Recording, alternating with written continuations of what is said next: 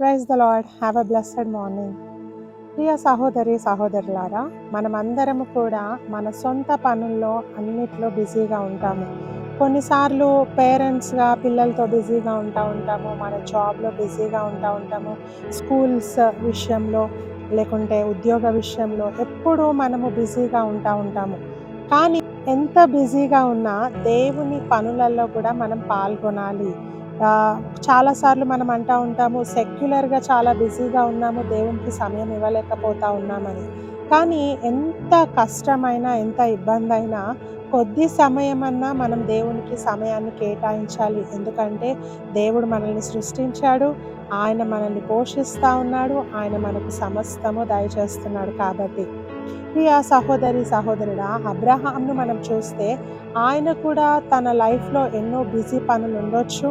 తన కుటుంబము, తనకున్న పనివారిని, తనకున్న అన్నిటిని చూసుకోవడంలో చాలా బిజీగా ఉండొచ్చు. కానీ ఎప్పుడైతే దేవుడు అబ్రహాంని పిలిచాడో ఆయన వెంబడే రెస్పాండ్ అయినట్టు మనం చూస్తా ఉన్నాము.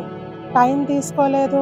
రేపు వస్తానులే, ఎల్లుండి వస్తానులే, ఆలోచించి చెప్తానులే అని ఆయన చెప్పలేదు. కానీ ఈ దేవుడు పిలిచిన వెంటనే నిన్ను తీసుకెళ్ళే ప్రదేశానికి నువ్వు లేచి రమ్మని దేవుడు చెప్పినప్పుడు ఆయన వెంబడే వెళ్ళినట్టు మనం చూస్తా ఉన్నాము.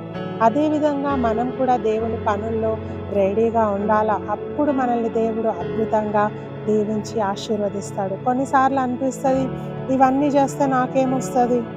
నాకేంటి లాభము? ఏం గిఫ్ట్ వస్తది అని మనం అనుకుంటా ఉంటాం. దేవుని పనులు ఎప్పుడైతే మనం చేస్తామో, దేవుని కార్యాలు మనం ఎప్పుడైతే చేస్తామో, ఆయన మన కార్యాలన్నిటిని సఫలపరిచే దేవుడై ఉన్నాడు.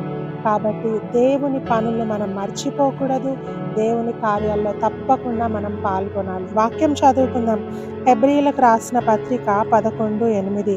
అబ్రహాము పిలువబడినప్పుడు విశ్వాసమును బట్టి ఆ పిలుపునకు లోబడి తాను స్వాస్థ్యముగా పొందనయున్న ప్రదేశమునకు బయలువెళ్ళెను.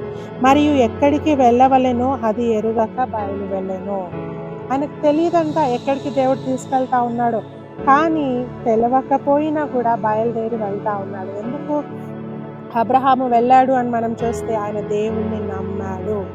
నన్ను తీసుకెళ్తున్న దేవుడు గొప్పవాడు, ఆయన శక్తిమంతుడు. ఆయన నన్ను గుంతలో పడేయడు. ఆయన నన్ను నాశనానికి నడిపించాడు. నన్ను నడిపించే దేవుడు గొప్పవాడు కాబట్టి ఆయన నన్ను అద్భుతమైన స్థలానికి తీసుకెళ్తాడని అబ్రహాం నమ్మాడు. కాబట్టి గొప్ప వాగ్దాన దేశాన్ని ఆయన పొందుకున్నాడు. ఈరోజు నువ్వు నేను దేవుని చెయ్యి పట్టుకొని నడవగలిగితే, ఆయనతో మనము కొనసాగగలిగితే మనల్ని కూడా దేవుడు పాలు తేనెలు ప్రవహించే దేశానికి నడిపిస్తాడు. నిత్య జీవంలో కూడా మనల్ని నడిపిస్తాడు. అట్టి కృప దేవుడు మనకు దయచేయను గాక. God bless you.